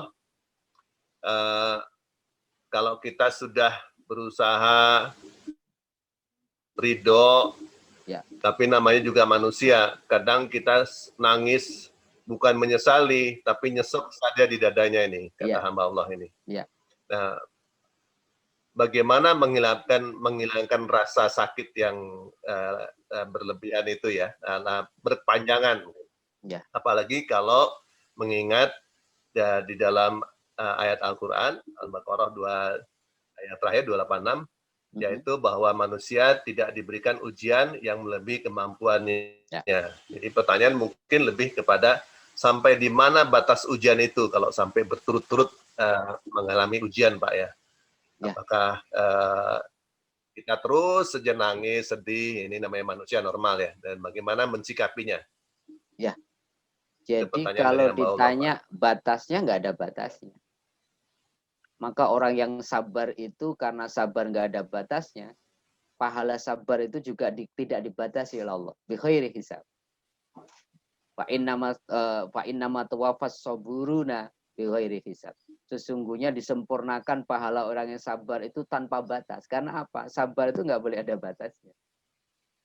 Oleh karenanya ketika berbicara tentang ujian, kenapa orang yang beriman itu mesti punya karakter optimis? Karakter apa? Bahwa optimis itu kira-kira orang yang selalu punya pandangan dalam sisi yang positif terhadap apapun yang Allah hadirkan ke dalam kehidupannya. Ada 3 hal kenapa kita tetap harus optimis dan kemudian tidak berlarut-larut di dalam ujian dan cobaan, walaupun ya menangis itu sangat baik. Rasulullah, para sufi bahkan mengatakan tidak ada baiknya orang yang tidak pernah menangis. Karena orang yang tidak pernah menangis itu ya wujud bahwa dia terlalu condong, terlalu yakin sama dirinya. Gitu. Maka menangis itu akan melembutkan hati kita. Pertama, ada ini rumus ya Bapak Ibu sekalian. Pertama, la yukallifullahu nafsan illa wus'aha. Al-Baqarah 286 tadi. Bahwa yakini Allah itu tidak akan pernah menguji kita di luar batas dan kemampuan kita. Wallahi. Jadi kalau Allah menguji kita, itu hebatnya Allah. Saking cintanya Allah sama kita. Allah berikan kita kemampuan dulu untuk menghadapi ujian dan cobaan itu. Dan Allah tidak akan pernah menguji hambanya di luar batas dan mampunya. Itu firm ya. La yukallifullahu nafsan illa wus'aha. Yang kedua, Allah itu kalau menguji hambanya, itu nggak main-main. Selalu ada hikmah. Rabbana ma khalaqta hadza batila. Ya, Ali Imran 191. Enggak ada yang sia-sia yang Allah hadirkan di dalam kehidupan di dunia ini, termasuk yang Allah hadirkan sebagai ujian bagi hambanya. Ali Imran ya, surat ketiga ayat 191. Dan yang ketiga ini juga menarik, bahwa Allah itu saking sayangnya sama kita. Coba pakai surat Al-Insyirah. Fa inna ma'al usri yusra, inna ma'al usri yusra. Ayat 5 dan 6. Dan dalam setiap ujian, pada saat yang sama, itu Allah berikan jalan keluar. Di setiap kesedihan, ada kebahagiaan. Di setiap sakit, ada kemudian obatnya. Itu rumus dari Allah. Maka kemudian, kalau kita memegangi 3 prinsip ini, bahwa Allah tidak akan menguji hambanya di luar batas dan kemampuannya, Allah nggak pernah main-main ujiannya itu, tetapi selalu ada hikmah, dan kemudian Allah selalu menyertai, membarengi kesulitan dengan kemudahan, kesulitan dengan kemudahan, sakit dengan obat ya, apalagi semuanya itu fa inna ma'al usri yusra. Bahkan diulang 2 kali kan, fa inna ma'al usri yusra. Untuk apa? Untuk mengkonfirmasi, menguatkan bahwa di setiap ujian itu pasti ada jalan keluarnya. Kenapa banyak orang kemudian berlarut-larut dalam kesedihan? Karena apa? Kuncinya jangan-jangan kita tidak kembali kepada poin yang saya sampaikan tadi. Bagaimana cara mensikapi ujian. Orang itu berlarut-larut di dalam kesedihan. Pertama rata-rata karena sejak awal tidak ridho akan ujian itu. Banyak orang reject, Pak, Ibu. Banyak orang reject itu enggak ridho. Sakitnya sudah hadir kok ditolak. Persoalannya sudah datang kok tidak diterima persoalan itu. Sehingga konsekuensi dari orang mereject cobaan dari Allah, tidak ridho tadi, kalaupun ridho kadang-kadang ridhonya masih dengan banyak catatan, itu membuat semakin berat kita menjalani ujian dan cobaan. Kan banyak orang yang 10 tahun masih mereject bahwa orang yang dikasihinya meninggalkan dia. Saya pernah cerita ya di banyak forum itu. Saya pernah ketemu satu kasus seorang suami, mudah-mudahan bukan kita, itu kemudian istrinya sakit, Bapak Ibu sekalian, dan kemudian dia menjalani seluruh apa yang kemudian dianjurkan, dia sudah sedekah, dia sudah doa dan segala macam. Akhirnya apa? Harapannya itu kemudian tidak terpenuhi. Akhirnya istrinya, singkat cerita, itu wafat. Itu dia prasangka buruk sama Allah, dia marah sama Allah. 1,5 tahun nggak sholat lagi. Berarti apa? Gagal menghadapi ujian kehilangan jiwa tadi. Dia lupa bahwa Allah harus ngikutin keinginan-keinginan dia. Padahal harus sebaliknya. Kita ini diberikan Allah Quran, diberikan kita sholat, diberikan kita zikir segala macam. Untuk apa? Untuk menata hati kita, siap menghadapi irama apapun, siap menghadapi cobaan apapun, siap menghadapi takdir Allah yang Allah berikan dalam bentuk apapun. Karena apapun yang terjadi, Bapak Ibu sekalian, kita harus ngikutin irama Allah, bukan Allah harus ngikutin irama kita. Seringkali orang yang kemudian fatalis, putus asa, kemudian orang yang kemudian tadi ya terus-menerus susah sekali menghilangkan rasa sedih itu. Gara-gara apa? Pertama tidak ridho, kemudian kadang-kadang dia reject akan cobaan dan ujian itu, dan kemudian dia men-challenge ya. Men-challenge keputusan-keputusan Allah, bahkan itu tadi tidak percaya lagi sama Allah. Tetapi kalau kita ridho sejak awal, kita imani bahwa itu semua sudah ada dalam catatan Tuhan. Ya Allah, saya terima rasa sakit ini. Tetapi ya Allah, gitu, mohon Engkau berikan aku inspirasi dan hidayah. Apa yang Kau ingin ajarkan dengan sakit ini. Beri kekuatan aku juga untuk sabar ya Allah. Menerima ini dan menjaga prasangka baikku. Bahwa sakit ini adalah wujud kasih sayang. Kalau ini kita bisa lakukan secara urutan sebagaimana disampaikan. Catatan cara-cara yang saya sampaikan tadi. Dari nomor 1 sampai 6 ya. Dari ridho sampai kemudian kita memperbanyak zikir dan istighfar. Maka segala kegundahan, ya segala rasa sedih yang berlarut-larut itu akan kemudian mudah kita hilangkan. Memang semuanya butuh proses.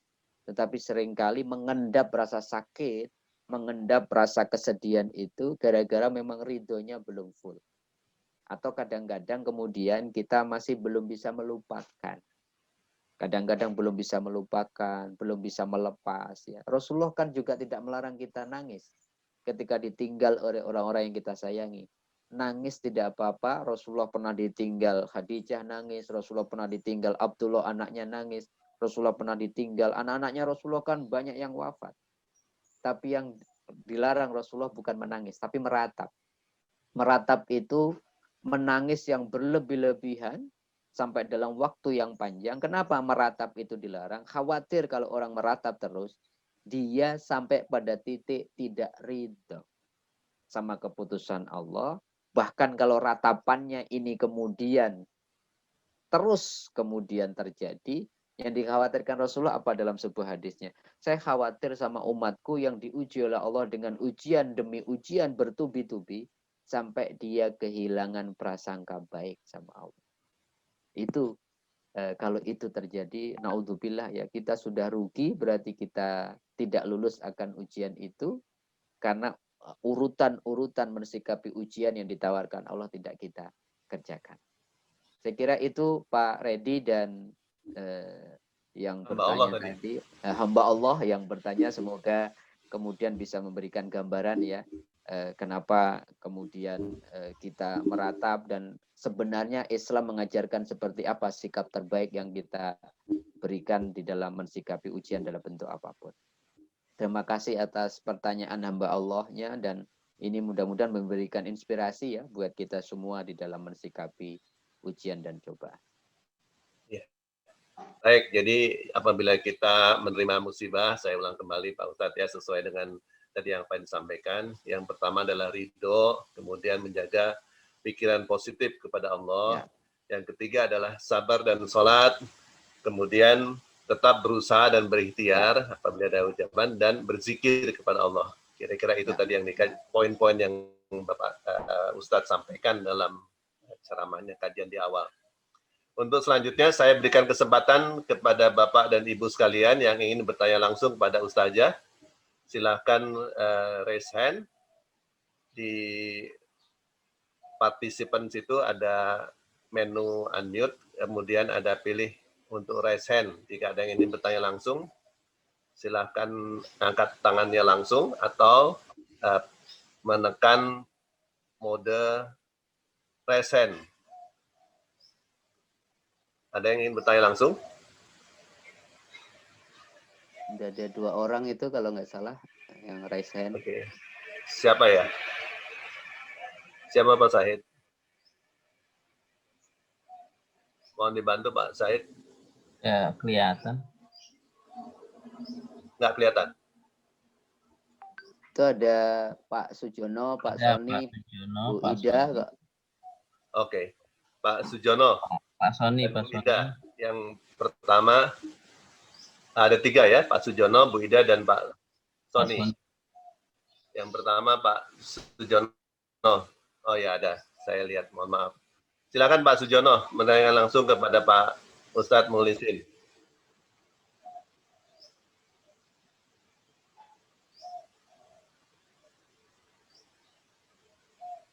Pak Jono. Ya. Assalamualaikum Ustaz. Waalaikumsalam warahmatullahi wabarakatuh. Halo, Assalamualaikum. Waalaikumsalam. Ya Pak Ustadz. Ya, luar biasa tausiah. Kita banget lah gitu. Yang kita hadapin hari-hari kita. Betul. Pak Ustadz, gini. Tadi yang disebutkan tadi ada sabar, ada husnuzon, ada tadi. Kemudian kalau kita dapat ujian itu, misalnya gitu, itu langkah-langkah taktis itu awal itu untuk mencapai sabar, untuk mencapai itu. Gitu. Mungkin ada langkah-langkah taktis. Apa yang harus kita lakukan selain innalillahi wa inna ilaihi raji'un? Nah itu untuk bisa mencapai, bisa sabar, bisa kita positive thinking gitu ya. Mungkin perlu ada langkah-langkah taktis itu di awal-awal itu untuk ya kayak pertolongan pertama lah itu kira-kira itulah kalau udah selain.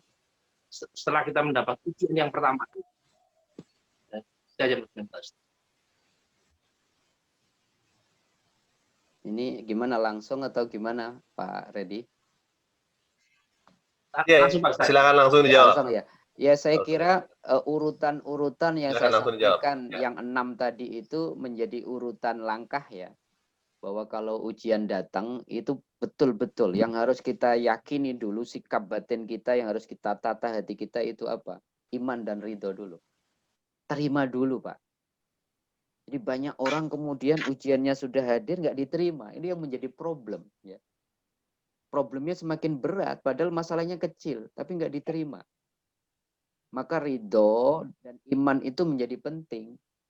Jadi 1 sampai 6 yang saya sampaikan tadi sebagai sebuah urutan teknis ya. Jadi secara batin imani dulu bahwa ujian ini memang sudah Allah tulis di Lauhil Mahfuz. Oleh karenanya menjadi sikap terbaik bagi orang yang beriman ridho. Terima ini sebagai sebuah keputusan Allah. Baru kemudian lanjut ke langkah kedua. Pasti nanti Allah berikan apa? Prasangka baik itu muncul. Sebab kalau kita sudah di awal langkah pertama tidak ridho, tidak iman, prasangka baiknya susah. Husnudonnya susah. Kalau sudah husnudon, ini kan berarti langkah pertama dan kedua apa? Langkah-langkah batin. Batinnya dulu yang ditata. Sebab kalau batin ini adalah sumber. Hatinya dulu yang ditata. Iman, ridho, husnudon itu kan batin. Itu yang ditata. Baru kemudian berbicara tentang sikap. Sikap yang lebih dohir. Apa itu sabar? Sabar itu saya menganggapnya langkah batin sekaligus langkah dohir. Sabar itu batinnya apa? Ya sabar. Sabar dalam arti seperti kita tahu tentang batin kita. Tapi sabar juga dalam konteks objektif, Pak Sujono. Orang sabar itu objektif teknisnya. Objektif itu apa? Melihat masalah. Kalau misalkan kita di jalan tiba-tiba ditabrak gitu ya dari belakang atau kita tabrakan. Langkah yang teknis apa? Yang tadi urutannya. Udah terima, ini tabrakan ini sudah takdir Allah, ridhoi ini, kemudian prasangka baik gitu. Tabrakan ini prasangka baiknya apa gitu. Ya pasti ini ada pesan dari Allah kenapa terjadi ini. Baru kemudian sabar. Sabar itu dilihat kondisinya. Oh, kenapa sih tabrakannya? Kan banyak orang kemudian sabar ridhonya nggak dibawa gitu ya, khusnudzonnya nggak dibawa, yang adanya berantem terus. Berantem dulu. Maka banyak kasus-kasus kecil di jalan itu diperparah gara-gara lupa itu langkah-langkah yang diajarkan oleh Allah. Sabar, dilihat kondisinya apa sih, dibicarakan baik-baik ya.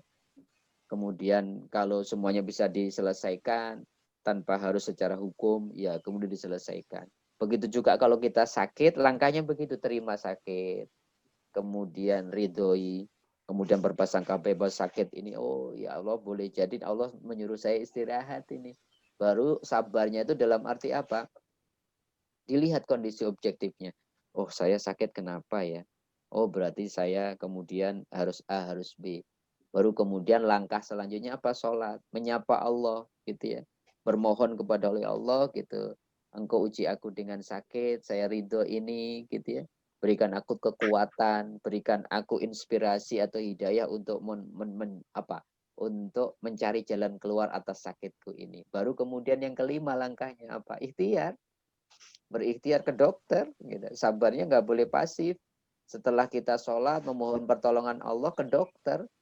Setelah objektif kita tahu penyakit apa, ke dokter yang sesuai dengan kondisi objektif yang kita temukan.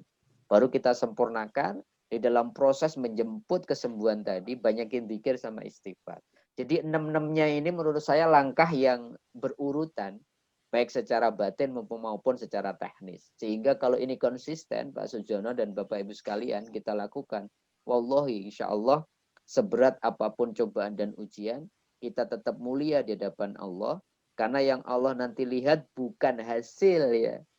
Bukan kita sembuh, bukan kita kemudian keluar dari persoalan kita. Bukan itu yang Allah lihat. Wallahi. Yang Allah lihat adalah sikap apa di setiap momen ujian itu yang kita berikan. Itulah yang jadi catatan amal kita. Apakah mensikapinya dengan marah-marah, apakah mensikapinya dengan ridho, apakah kemudian kita putus asa, apakah kemudian kita optimis, apakah kemudian tetap zikir sama Allah, ataukah tadi ada orang yang malah berprasangka buruk sama Allah.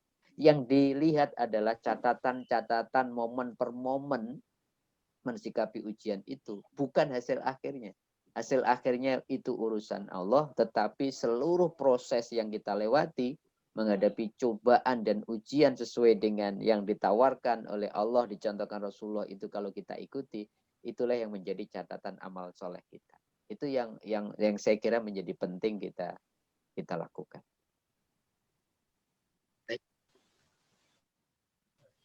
Baik, terima kasih Pak Ustadz. Waktunya sudah habis, namun Iya. masih ada dua lagi yang ingin bertanya. Apa masih bisa, Pak? Silakan. Saya ada ngajar Ustadz, nanti menjawab dua pertanyaan lagi dari agak dua orang longgar ini. saya. Silakan. Oke, baik. Pertanyaan langsung tadi dari Ibu Ida ya. Ibu Ida dan kemudian dilanjutkan dengan Pak Sony. Silakan Bu Ida. Jika ingin bertanya langsung, mohon di-unmute Pak Syahid.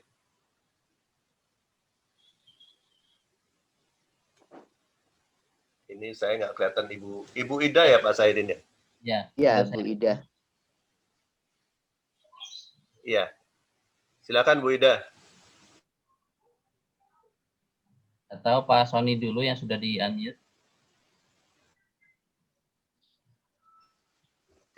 Baik, kalau Bu Ida, Pak Sony siap-siap bertanya. Ini juga Pak Sony bertanya di chat, di dalam kolom chat menanyakan mengenai apa bedanya antara sholat tahajud dan sholat qiyamul lail. Tapi mungkin ada pertanyaan lain dari Pak Sony. Silakan Pak Sony bertanya langsung.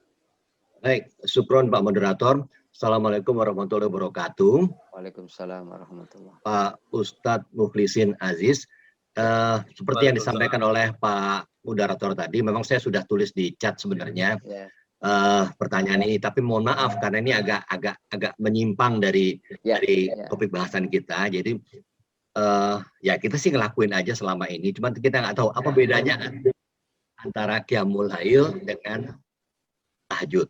Itu yang pertama.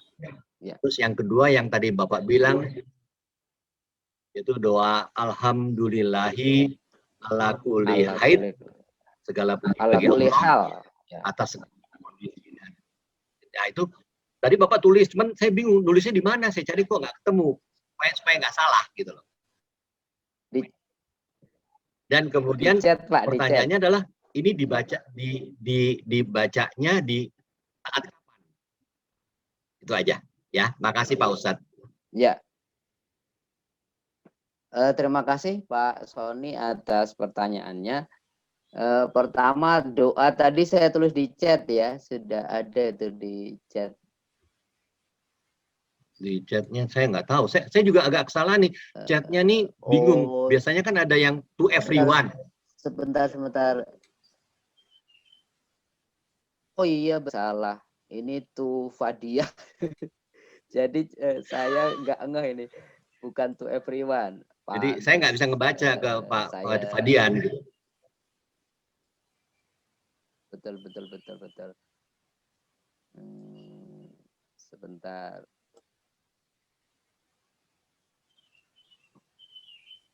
Sebentar ya, saya tulis lagi untuk everyone.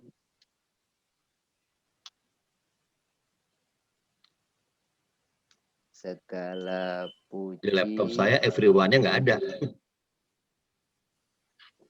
Harus dipilih Pak, segala puji bagi Allah atas segala kondisi dan keadaan. Ya, semoga ini sudah bisa ya to everyone. Jadi itu yang ini dibacanya di mana? Sikapi apapun Pak. Jadi misalkan kita lagi kondisi apa, kayak saya selalu mengatakan begini, alhamdulillah kulli hal itu kira-kira menetralisir kondisi batin kita dulu.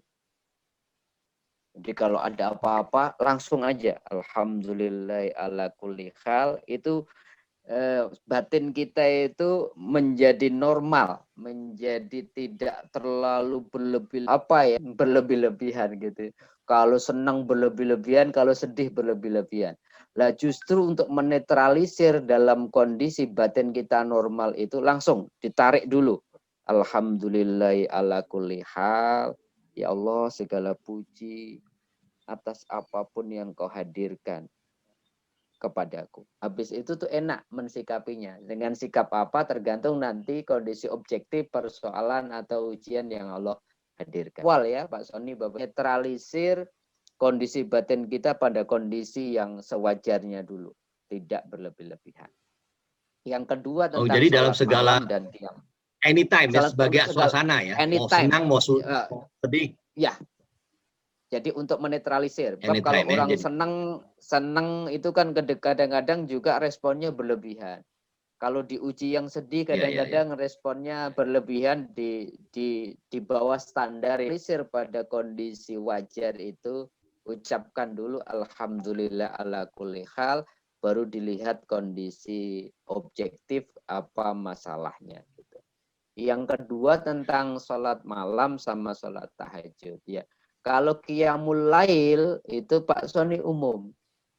Jadi qiyamul lail itu segala aktivitas kebaikan untuk menghidupkan malam kita. tidak hanya melakukan sholat taubat, ada orang melakukan sholat tasbih, ada orang kemudian membaca Quran, dia zikir, itu namanya semuanya qiyamul lail. Itu menghidupkan malamnya dengan amalan-amalan yang istimewa. Ada yang menyamakan qiyamul lail itu ya tahajud. Padahal kan qiyamul lail itu sekali lagi bukan hanya tahajud, bisa witir, bisa segala macam. Jadi itu menghidupkan malam Ramadan. Ada yang menafsirkan qiyamul Ramadan itu tarawih. Padahal tarawih itu hanya sebagian dari cara kita menghidupkan malam-malam di bulan Ramadan. Kan qiyamul Ramadan bisa dihidupkan dengan tahajud, bisa dihidupkan dengan tadarus, bisa dihidupkan Taraweh. dengan taubat, sholat taubat, sholat witir dan sebagainya, taraweh dan sebagainya. Jadi itu bedanya. Sholat yang dilakukan dengan rakaat yang dicontohkan Rasulullah 8 rakaat itu, tetapi kalau qiyamul lail itu adalah ikhtiar kita, upaya-upaya kita untuk menghidupkan malam hari kita dengan amal-amal kebaikan. Jadi tidak spesifik sholat tahajud. Itu Pak Sony. Jadi kesimpulannya adalah tahajud itu a part of qiyamul lail ya. Ya, betul. Bagian saja dari qiyamul lail, tetapi ada aktivitas yang lain yang kita bisa lakukan untuk menghidupkan malam hari kita. Baik. Terima kasih Ustadz Suklon. Sama-sama Pak Sony. Baik, terima kasih Pak Ustadz, Pak Sony atas pertanyaannya. Karena waktunya sudah habis, maka kita tutup kajian ini. Mohon Pak Mukhlisin, Pak Ustadz Mukhlisin untuk memimpin doa bersama kita. Ya. Baiklah Bapak Ibu sekalian, alhamdulillah pagi hari ini Allah berikan kita kesempatan untuk memulai hari kita dengan segala kebaikan, belajar bersama dan sebagainya. Mari kita Fatihah dan keagungan Ummul Quran suratul Fatihah. Allah senantiasa mengokohkan, mengukuhkan, meneguhkan iman, Islam dan ihsan kita. Semoga Allah menganugerahkan kesehatan lahir dan batin kepada kita. Semoga Allah menjaga keluarga kita, anak-anak dan cucu kita. Allah menjadikan keluarga kita terus menjadi keluarga yang damai, sakinah, mawaddah, warahmah. Semoga Allah jauhkan kita semua dan orang-orang yang kita sayangi dari segala macam bala, bencana, penyakit, kesempitan, kehancuran, iri dan dengki dan segala negatif lainnya dari jenis jin maupun manusia. Dan yang paling utama, semoga kita semua dan orang-orang yang kita sayangi diberikan Allah kemampuan untuk istiqomah di jalan Allah, kemampuan untuk melakukan baik, membaca Al-Quran, soleh lainnya. Dan yang paling utama, semoga kita semua dan orang-orang yang kita sayangi, kapanpun kita dipanggil oleh Allah, semoga kita dipanggil dalam kondisi melakukan kebaikan, dipanggil dalam kondisi melakukan kebajikan, sehingga kita semua ditulis orang-orang yang husnul khotimah. Kita doakan juga saudara-saudara kita yang hari ini lagi sakit mendapatkan pro atas sakit atau ujian yang mereka terima. Allah berikan kesabaran dan Allah berikan jalan keluar yang terbaik. Kita doakan juga semoga COVID-19 Allah segera angkat dari bumi tercinta kita dan seluruh dunia, sehingga kita bisa hidup new normal lebih baik lagi, baik di dunia maupun di mata Allah Subhanahu wa taala. Ila dunya wa ala kulli rasulillah sallallahu alaihi wasallam lana wa lahumul fatihah. A'udzu billahi minasyaitonir rajim. Bismillahirrahmanirrahim. Alhamdulillahirabbil alamin. Arrahmanir rahim, maliki yaumiddin. Iyyaka na'budu wa iyyaka nasta'in. Shiratal ladzina an'amta 'alaihim ghairil maghdubi 'alaihim waladdallin. Amin amin ya mujibas sa'ilin. Alhamdulillahirabbil alamin. Subhanaka Allahumma bihamdika Asyhadu an la ilaha illallah wa atubu ilaih. Bapak Ibu sekalian, atas waktunya kurang lebihnya mohon maaf. Assalamualaikum warahmatullahi wabarakatuh. Waalaikumsalam. Baik, Bapak dan Ibu, kajian pejuang subuh yang dirahmati Allah. Demikianlah kajian pada pagi hari ini. Semoga apa yang telah disampaikan oleh guru kita bermanfaat untuk kita semua. Kepada guru kita, Ustadz Mukhlisin, kami ucapkan terima kasih. Jazakumullah khairan katsira. Amin, amin. Atas nama pengurus pejuang subuh, kami mengucapkan mohon maaf apabila ada kekurangan dan kesalahan yang telah kami, ataupun ucapan yang telah kami lakukan yang mungkin tidak berkenan atau salah. Lebih kurangnya kita akan tutup kajian ini dengan doa bersama, doa kafaratul majelis. Subhanallah wa bihamdika asyhadu alla ilaha anta astaghfiruka wa atubu ilaik.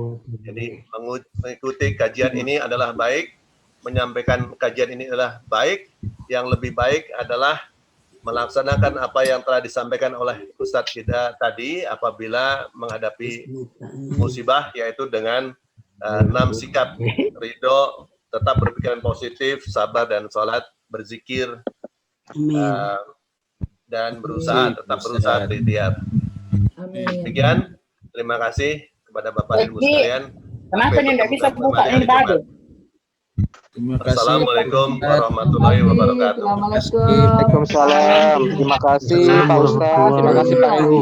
Terima kasih Pak Ustadz. Terima kasih Pak Edi. Terima kasih Pak Edi Mas sekalian. Assalamualaikum warahmatullahi wabarakatuh. Terima kasih Pak Ustadz Mukhlisin. Terima kasih Pak Ustadz. Sama. Teman-teman semua. Terima kasih. Sri. Ya Pak Edi. Terima kasih semua. Terima kasih Pak Edi. Terima kasih semua Pak Ustadz, Pak Edi. Terima kasih. Siap. Terima kasih. Terima kasih Terus, Pak Pak Irwan. Ustadz. Sehat-sehat. Sehat-sehat selalu Pak. Terima kasih. Amin. Terima kasih Pak Ustadz. Sehat-sehat Pak Ustadz. Terima kasih Pak Ustadz. Terima kasih pejuang Ibu subuh. Trisna, terima kasih. Pak Terima kasih Asri, semua. Pak Dian, salam Pak Dian. Pak Edi, terima kasih. Pak Dian. Ya. Pastir, Pak Edi. Terima kasih Pak Terima Dian. kasih semuanya. Terima kasih Pak Irwan. Terima kasih Pak Edi. Pamit ya Pak Redi, terima kasih Pak Redi. Terima kasih semuanya. Pak Mukhlisin dari Jember. Sama-sama. Masya Allah, ada yang dari Jember. Kajiannya. Ya. Terima kasih Pak Ustaz. Erni, terima Sama. kasih. Kita ikut terus Pak. Tenang. Amin. Ya Rabbil Alamin. Assalamualaikum. Salam warahmatullahi. Terima kasih Sanusi. Sama. Waalaikumsalam warahmatullahi wabarakatuh. Assalamualaikum.